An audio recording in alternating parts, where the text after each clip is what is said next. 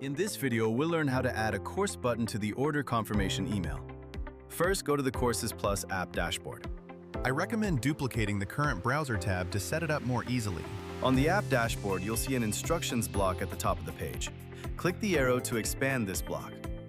Select the instruction called My Courses link in order confirmation email. In this instruction, copy the highlighted phrase. Then click Edit Code.